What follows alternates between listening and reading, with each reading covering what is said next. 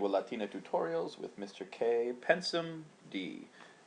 This video is meant to accompany the Latine Disco or the Lingua Latina College Companion Text available from Focus Bookstore. I'm going to get right into the text here. I'm going to point out the new features in Chapter 8. So starting with line 3, you see that we have qui tabernam habet tabernarius est. So qui is what we call a relative pronoun. Remember, there are only 8 parts of speech. Pronouns are one of them. And the pronouns are broken down into different categories. Relative pronouns are pronouns that relate back to something else in the text. This relative pronoun, though, doesn't really have anything in front of it because it's the first word. So when you have a pronoun like this, it's not a question. Qui tabernam habet, literally it says, who has a shop is a shopkeeper. We want to add the antecedent. We want to add the thing that comes before the qui. And it's assumed that it's going to be, and shows you in the margin, is qui. The person who, or he who has a shop is a shopkeeper. So keep that in mind as you translate to make sure that you get nice clear antecedents for your quis. Then the next feature I want to point out is in line 11, and that is this sentence: multae feminae quae in hacuia ambulant ante tabernam albini consistunt, etc. So we have many women who walk on this street stop in front of Albinus's shop. I wanted to point out the hoc here. This is another form of pronoun, but this time instead of a relative pronoun relating back to something, it is a pronoun that points out. It is called demonstrative, from demonstrate, to point out. So in this street, it's as if you're pointing to this street. In this chapter you also see ille, another demonstrative pronoun which means that. Hic, or hoc here in this form, is related to the adverb hic, here, and ille, that one, is related to the adverb illic, there. So if you're saying that something is right here, that you're pointing at this thing that you're pointing out right in front of you, in hacuia, in this street, you're using the demonstrative pronoun hoc. At the end of this chapter, it Orberg explains how to decline hoc. And so you'll need to memorize that declension just like for qui. And there's a lot of memorization in this chapter as far as that goes. So like hoc, if you're using the English American order of cases, then it would be hic, huius, huic, hunc, hoc. But here for the feminine, it'd be haik, huius, huic, hunc, hoc, and then hi, harum, his, hac, has, his. So you need to memorize those forms because there's a masculine, feminine, and neuter form for hic, haik, hoc, just like for qui, quai, quad above, and then for ille, ella, elud, which you'll find a little bit later in this chapter. So next feature I want to point out is in the same line here, where we have nam femina ornamentis delectantur, for the women are pleased by the jewelry. This is an ablative here, all by itself. Right? There's no preposition before this ablative telling you that it's going to be an ablative. And so when we have these kinds of ablatives, they have special names. This one is called the ablative of instrument, or ablative of means. So it's with, what the thing by which they're delighted. The thing with which the person is delighted, or the thing that is used to delight. For the women are delighted by, we use the preposition here, by or with. They're delighted with jewelry or delighted by jewelry. You just need to remember that special name of ablative of means, or ablative of instrument. Then we have another feature in line 41. Oh, went too far. Bottom of this page. So if you go to line 41, you see Lydia says, consistemede aspica illam tabernam. And here's that other demonstrative that I mentioned earlier, ille, which is pointing to something else away from you, not right in front of you, not this one, but that one there. She says, look at that shop, Lydia says to Medus. Look at that shop. And ille, illa, illud also has a little bit of regular declension that you have to memorize. Ille. The illa, the feminine form, is illa, ilias, illi, illam, illa, etc. So you'll need to memorize that at the end of this chapter. And just know that it is called the demonstrative pronoun. It's one of the demonstratives. So I also have line 42 to show you. O quam pulchra sunt illa ornamenta.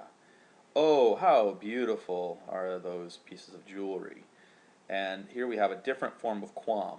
It looks like the qui quad we saw earlier, but it's used in an expression of strong emotion, like, oh, how beautiful. And here it's just adverbial. We translate it, how beautiful it is. Okay, go to line 46 for the next feature I want to point out. And we have in linea ante oculos Lydiae tenet, albinus Lydiae margaritas ostendit. So Albinus shows the pearls to Lydia. Here we have Lydiae, which is, and you see in the margin, the dative case. It's dative because something is being shown to her. It's called our indirect object. Albinus shows these things to Lydia. To or for her, when we translate it like that, is our dative case function, or one of our dative case functions. Line 52, you see Albinus shows 3 rings to them without gems, 3 rings without gems. So what I want to point out here is the form of aspice. That shows in here. Aspicete hos anulos. Look at these rings. Aspice, and later you're going to see another verb, accipio, are called I-stem verbs. And what's different about these verbs is they belong in the third conjugation, so the era verbs, E-R-E, short E-R-E verbs, but they have an I in front of their command, their imperative, plural, aspicite, and they also have an I in front of the third person plural, so aspiciunt. So instead of winkere, which means to conquer, which would be winkunt here, and wink, it would be winkete here, but winkiunt is not the way they would do it for winkere. So these are special verbs. Just you have to memorize, and in the margins or at the end you'll see that he has them, Orberg marks them out separately to show that they have this I here, and also in the first person this would be aspicio in the first person. In line 57 we have quota numis constat annulus in quo gemma est. How much does it cost, or how many coins does it cost a ring in which there is a gem? So how much does a ring with a gem cost? This form numis is called the ablative of price. When you have cave verbs, or verbs of cost, which are constat and estimat, he values it at, or wend it, he sells, or emit, he buys. Those are called cave cost verbs, and they take the ablative of price. And in line 59, we have the same form. For numis here, we have the ablative of price. How much does a ring with a cost? 100, or this ring costs 100 coins. In line 64, we have tanta gemma sola octaginta sestertiis constat. Such a ring only costs 80 sestertii.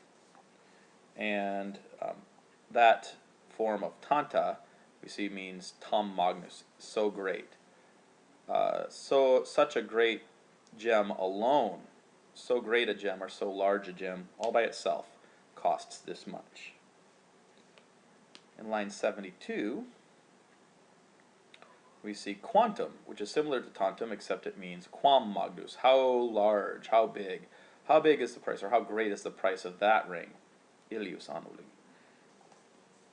In line 75, pretium ilius annuli, the price of that ring is tantum est quantum huius, is as great as this one. So tantum est quantum means tam magnus quam, is as great as. Final couple of features in 108. We see accipe numos nonaginta nullos. Accipe is another one of those I stem verbs. So accipe, although the infinitive is accipere, to accept, the first person is accipio, and the third person plural is accipiunt. So this little I shows up in the first person and the third person plural. First person singular and the third person plural. Last feature in line 130, we have Lydia quae Romae habitat medo via monstrat. So Lydia shows the way to Medus.